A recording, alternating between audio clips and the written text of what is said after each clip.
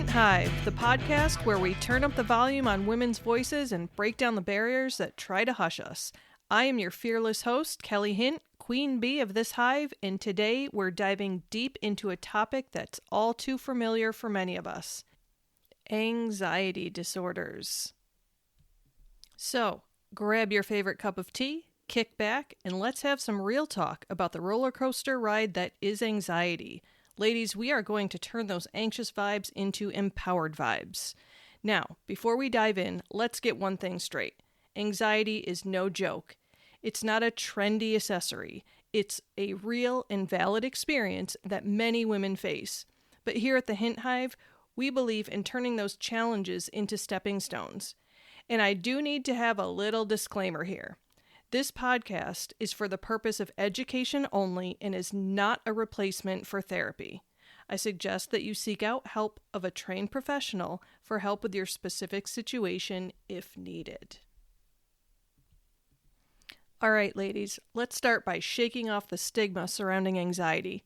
It doesn't make you weak, it makes you human. And guess what? It doesn't discriminate based on age, race, or how fabulous your shoe collection is. Anxiety is an equal opportunity disruptor. You are not broken or less than if you struggle with anxiety. You're a damn warrior for choosing to power through this disabling condition every time it threatens to bring you down.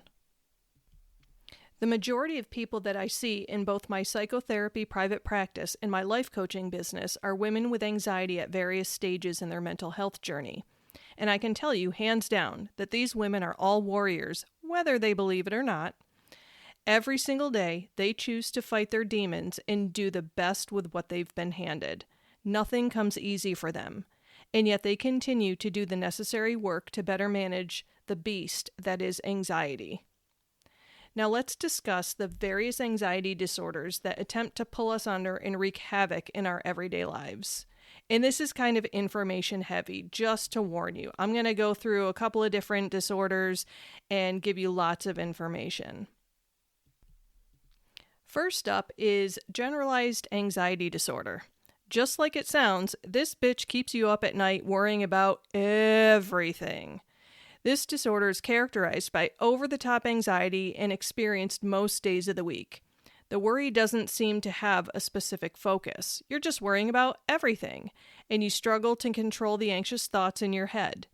Like when your partner tells you to just stop worrying, and you want to punch them in the mouth because if it was just that easy, you'd freaking do it. Another fun fact is that you also experience some of the following symptoms along with those anxious ruminations, such as feeling amped up and on edge, becoming easily fatigued, concentration issues, irritability, am I right, muscle tension, and sleep disturbances. Sound familiar? The next anxiety asshole we've got is panic disorder. This one can be especially horrific and disabling due to the intensity of the physical symptoms experienced. If you've ever had a panic attack, you know exactly what I'm talking about.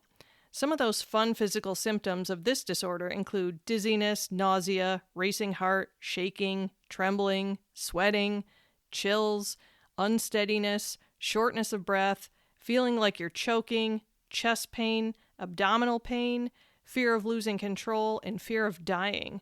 That sounds like a hellscape of epic proportions, right? As someone who's had her fair share of panic attacks, I can tell you, they are not fun at all. And speaking of fun, agoraphobia is another fun anxiety disorder where there is such a significant fear of situations or places that is so intense that you may have a hard time even leaving the house. The fear of crowds, stores, elevators, and traveling can be so overwhelming that it causes panic, embarrassment, helplessness, and feeling trapped. Quite often, a person with agoraphobia can have panic attacks just at the thought of leaving the house.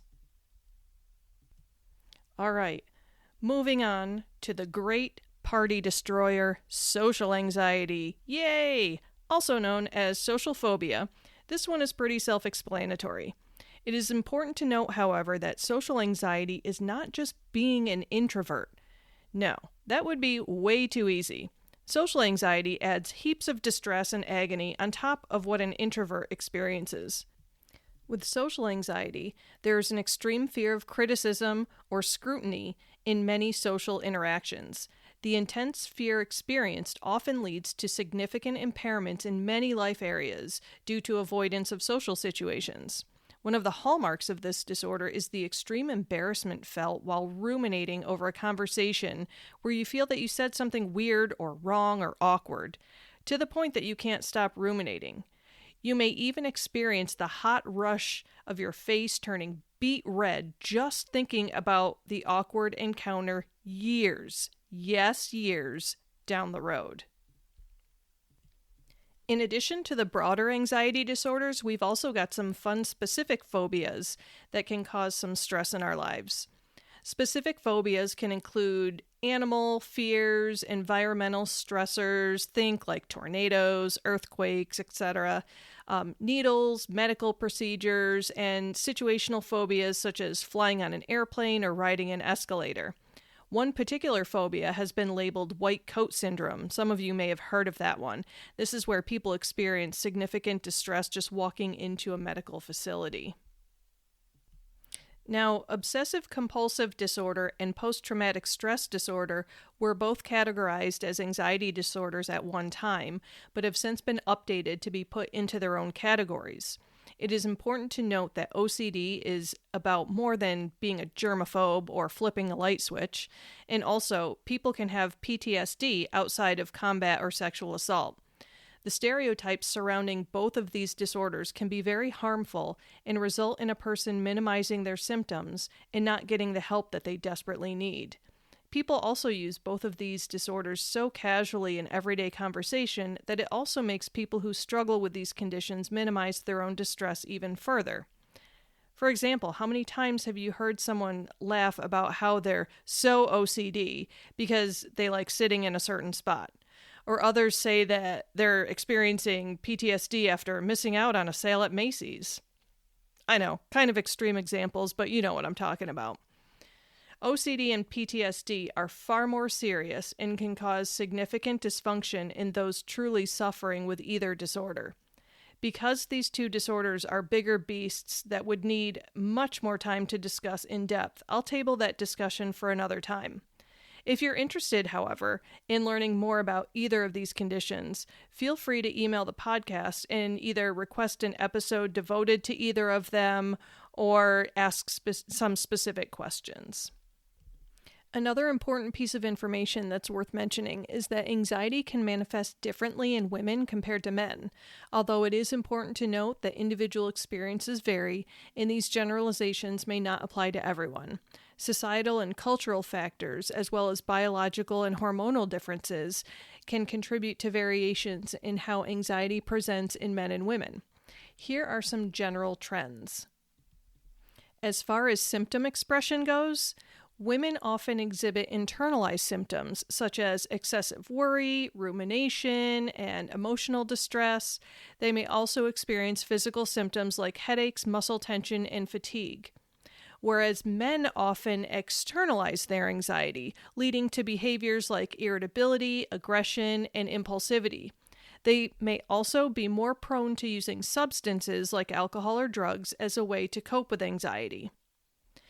And as far as the social and cultural factors go, in women, societal expectations and gender roles may influence women to prioritize relationships and caregiving, contributing to relationship-centered anxiety. Women may also experience anxiety related to societal pressures related to appearance or achievement. Whereas in men, societal expectations tend to be they need to be more stoic and self-reliant, and that may lead to anxiety being masked by anger or frustration. Men may feel pressure to conform to traditional masculine norms, affecting how they express and cope with anxiety. And as far as onset and prevalence go, anxiety disorders are generally more prevalent in women. Hormonal fluctuations, such as those during the menstrual cycle, pregnancy, and menopause, can influence the onset and intensity of anxiety symptoms. And as somebody who has gone through all of these, menstrual cycle, pregnancy, and menopause, I can attest to this. We get a little cray-cray sometimes. As far as men goes, while they may be less likely to seek help for anxiety, they can still experience it. Some studies even suggest that men may be more prone to developing anxiety disorders later on in life. And then anxiety disorders in women often co-occur with other mood disorders such as depression. Hormonal changes can also contribute to this overlap. Men with anxiety may be more likely to have comorbid conditions like substance abuse or anger issues. The externalization of their anxiety may contribute to these associations. And yet another difference is that women are generally more likely to seek help for mental health concerns, including anxiety. They may be more inclined to talk about their emotions and seek support from friends, family, or mental health professionals, whereas societal expectations of self-reliance and stigma around seeking help for mental health issues may discourage men from seeking support. Men may be more inclined to cope with anxiety independently, which makes sense when you think about them using substances to cope with their anxiety. And this is also true for depression. Now, it is important to recognize that these are general trends and individual experiences may deviate significantly from these patterns. Additionally, societal attitudes towards gender roles are evolving, and these trends may change over time, which is very encouraging. Seeking professional help is important for anyone experiencing anxiety, regardless of gender, as effective treatment approaches are available for everyone. And now that we've gotten that very information-heavy stuff out of the way, let's just take a second to celebrate the strong women who've conquered their anxiety and are thriving. I, among many women, have happily moved to the other side of debilitating anxiety and am living my best life. And you can too, with the right tools and healthy supports. Imagine your anxiety is that annoying ex who won't stop texting. It's time to hit the block button and live your best life. But seriously, managing anxiety can be a journey, and we've got to give credit where credit is due. To all the women out there who've turned their anxiety into fuel for success, you are the true MVPs. I suppose now would be a good time to give some examples of some of the challenges with anxiety that I have gone through in my life. I share some of this with my therapy patients and my coaching clients because it's relevant. I feel that women who struggle with anxiety need to know, they need to understand that it's not permanently hellacious for their entire lives. You can learn ways to manage it, as I have. For example, at one point in time, I was working for somebody who caused me an awful lot of distress. And to the point where I would get texts and emails at 3 o'clock in the morning accusing me of not getting something done when I had actually done the thing like weeks ago. Just ridiculous nonsense. And I got so worked up about all of this because I was naturally prone to anxiety. I had struggled with anxiety all my life and didn't know it.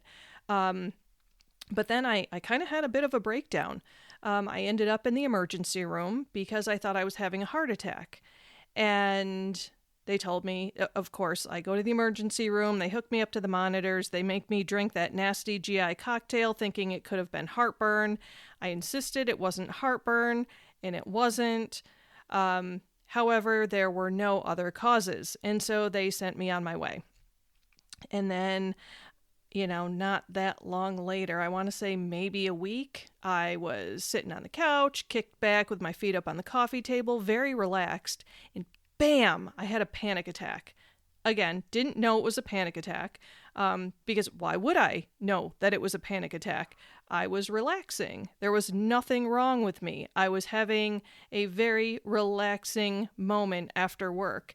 And out of nowhere, it hit me. So my brain did not automatically go to panic attack. And P.S. This was also before I was a therapist. So I head to the emergency room again, tell them I'm dying again, and they give me the GI cocktail again, and again, it was not frickin' heartburn. They sent me home.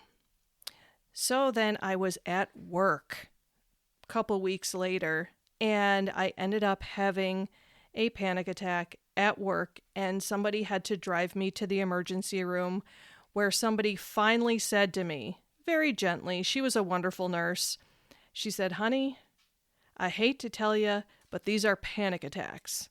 And I was like, "What? No, they're not. I don't have panic attacks," because, I was that asshole who thought that I was too strong to have anxiety. I was too strong to have panic attacks. Well, guess what? I was wrong. I was half wrong, because anxiety has nothing to do with strength and weakness. So I got my crap together. I went to a therapist and I worked on my stuff. But unfortunately, anxiety isn't just a one and done situation for most of us. And so I have spent the rest of my life managing this condition. But I am on the other side, like I said earlier, of that debilitating nature of anxiety. I'm at the point where it's managed very well. And when I wake up and I feel that anxiety in the pit of my stomach, I say, "Not today, anxiety, not going there. I got too much to do," and I go do my thing. And I don't let it stop me anymore. And also, I do have OCD, but it is, again, I'm at a very manageable place with that. My OCD was never extreme. I would say, mild to moderate OCD, and I believe that's what my former therapist diagnosed me with also. She said it wasn't over the top, but it was still causing me problems, and so I learned how to manage that also. So the reason why I share this is I want you to know that if you are experiencing any symptoms of any anxiety disorder, it is not a death sentence. It's not hopeless. You can get to a point where you feel better, where you feel like you're managing your crap and you feel like you are kicking ass and taking names. And honestly, that's one of the reasons why I decided to start this podcast, because I know I've got stuff to say that can help people. And I remember what it was like to be in that place, that horrible, horrible freaking place where I didn't want to leave my house. It was just awful. I was afraid of having anxiety and having panic attacks. And I never imagined that my life could be what it is now. But damn it, it is. I've worked really freaking hard to get where I'm at. And I want the same for each and every one of you ladies out there who are listening that have anxiety. And now, let's take a second to address the elephant in the room: societal expectations. Who the hell decided that women should be calm, cool, and collected all the time? Not us, that's for damn sure. It's time to break free from the expectations that bind us and embrace our beautifully chaotic selves. It is okay to have and express emotions. It is okay to not be perfect all of the time. It is okay to make mistakes, and damn it, it's okay to be a hot frickin' mess sometimes. The important piece is that you dig down deep, find that warrior within you, and fight your way back to managing this bitch that we call anxiety. Ladies, if anxiety were an Olympic sport, we'd all have gold medals. But here's the thing. We don't have to compete against each other. Instead, let's share our stories. Let's lift each other up. And let's create a sisterhood that can conquer anything. Now, before we wrap up, remember that seeking help is a sign of strength, not weakness. Therapists, support groups, or a trusted confidant, there's no shame in reaching out. Because at the Hint Hive, we believe in amplifying women's voices and supporting each other through thick and thin. If your anxiety is crippling you, please seriously consider finding a therapist who can help you to get your anxiety to a manageable level. And if your anxiety is somewhat stable, but still holding you back from accomplishing your important goals and dreams, reach out to me for some coaching. We'll kick anxiety's ass together and get you working on those life goals. And if you've already done the work but need a bit of a refresher, go grab my book, Kick-Ass Coping Companion, Shit Your Therapist Taught You That You Forgot. It's filled with a variety of coping skills that can help you to keep your anxiety where it belongs, pouting in the back corner of your brain like the weak-ass bully that she is.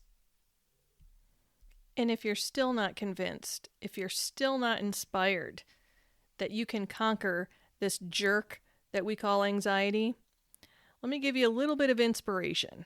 Here are just a couple of names of some female celebrities who are kicking their anxiety's ass. Now, this is based on various admissions on talk shows and social media and other outlets. So we've got Emma Stone, Miley Cyrus, Selena Gomez, Lady Gaga, Adele, Sarah Silverman, Demi Lovato, and Jennifer Lawrence. Ladies, if they can do it, so can you. In upcoming episodes, we'll be talking further about anxiety and other mental health conditions that women often deal with. And we will be talking about the various ways that you can cope with uncomfortable symptoms, stressors, and emotions. Ladies, we've got this. Together, we can accomplish anything. Don't forget that. And don't forget the power of your healthy hive. Well, that's a wrap on today's episode of the Hint Hive. Thank you so much for listening. And remember to email the podcast with any questions, topic suggestions, or personal stories that you'd like to share. Remember, Queens, your voice matters. Your experiences are valid. And together, we can conquer anything. Until next time, stay sassy, stay empowered, and keep buzzing in the Hint Hive.